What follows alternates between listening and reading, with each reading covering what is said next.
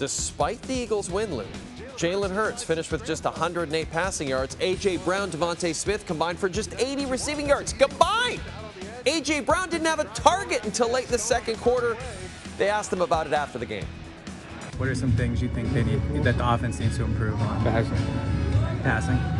How hard is it as a receiver to get into a rhythm when you guys are only throwing the ball like 20 times? Incredibly tough.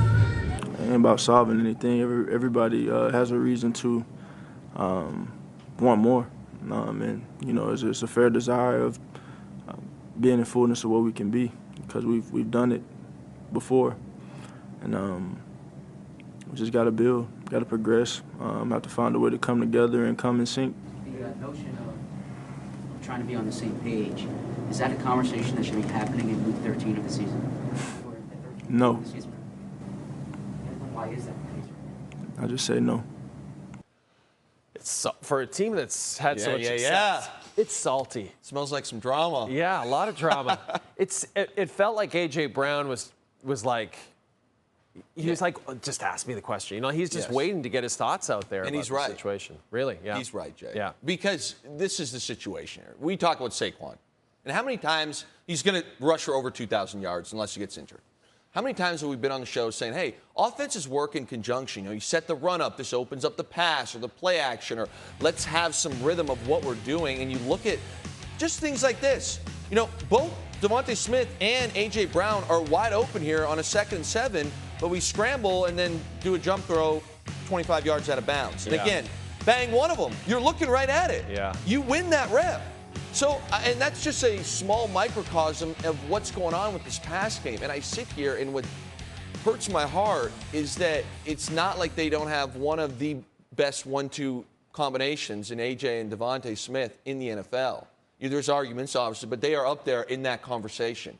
And then you also have a back that's going to rush for 2,000 yards. Today, I think he had 124.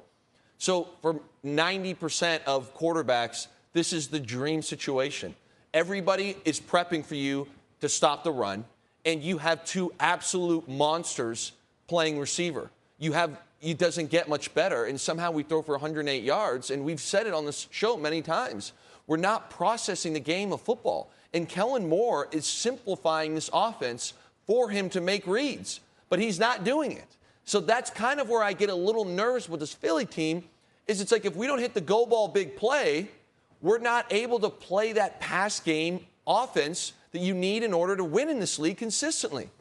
Or you're putting a ton of pressure on your defense, which Philly has done, and they've balled out. Yeah. Or you have a running back that rushes for 2,100 yards. And Jalen just looks miserable all the time. Out of rhythm, out of sync. And again, there's no reason for it. Yeah. And I really think when they watch this film, it'll be plays like we just saw where it's like, hey, this is a simple pitch and catch. Take the ball, you go 1-2. There's your options. But we're not reading it. I'll tell you a quarterback who's having the time of his life right now. That's Sam Darnold, whose career was in the skids before he went to Minnesota this season. And an injury to the first round. Now he's about to get paid.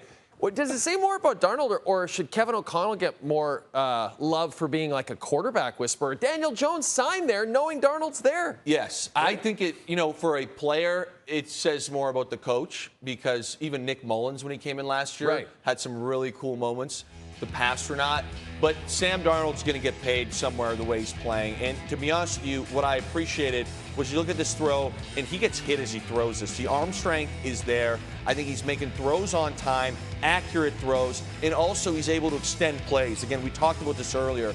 This is wild. The fact that he's able to go to his right here off one foot, throw this ball this far, I think that's partially why the DB fell, because he was like, there's no way he can get this ball that deep.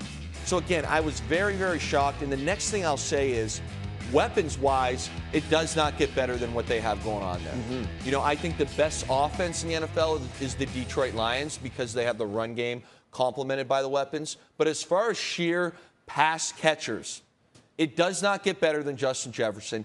I mean, the guy had 132 and 2 touchdowns today. Addison had 133 and 3 touchdowns. Yeah. And the afterthought is T.J. Hawkinson, who's one of the best receiving tight ends in the NFL. And Sam Darnold's playing at a very high level. Again, the running back room with Aaron Jones and Cam Akers is probably not the best running back room. It's okay. Sure. But Sam Darnold deserves tip of the cap. I mean, a game like that, in a moment against a team that was leading their division, this team is great, and they're going to make a run in the playoffs. There are very few quarterback head coaches, but the ones that are there, the quarterbacks just, Jimmy Harbaugh with Herbert, right? And that's why part of it is great because we love to talk about coaches, but what drives me nuts is you see Kevin O'Connell, and he does this with Sam Darnold. Yeah. And you say, why can't you find other coaches to do that in their situation?